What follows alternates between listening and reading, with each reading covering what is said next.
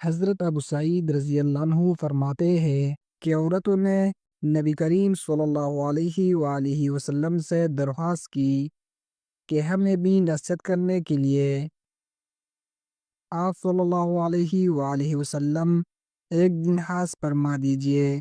رسول اکرم صلی اللہ علیہ وآلہ وسلم نے ان کی درخواست منظور فرماتے ہوئے ایک خاص دن میں ان کو واعظ فرمایا اور بتایا کہ جس عورت کے 3 بچے مر جائے تو وہ اس کے لیے جہنم سے پناہ بن جاتے ہیں۔ اس پر ایک عورت نے عرض کیا، اے اللہ کے رسول صلی اللہ علیہ وآلہ وسلم، اگر کسی کے 2 ہی بچے مرے تو اس کا کیا حکم ہے؟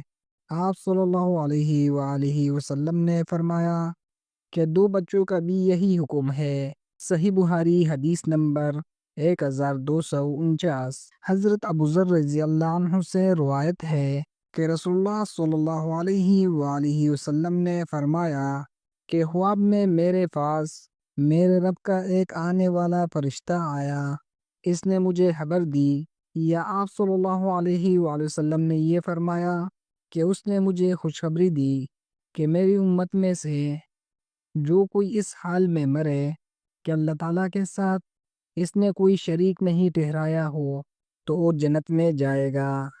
اس پر حضرت ابو ذر رضی اللہ عنہ فرماتے ہیں، میں نے عرض کیا، اگرچہ اس نے زنا کیا ہو، اگرچہ اس نے چوری کی ہو، تو رسول اللہ صلی اللہ علیہ وآلہ وسلم نے فرمایا، ہاں، اگرچہ زنا کیا ہو، اگرچہ چوری کی ہو۔ صحیح بخاری حدیث نمبر 1237۔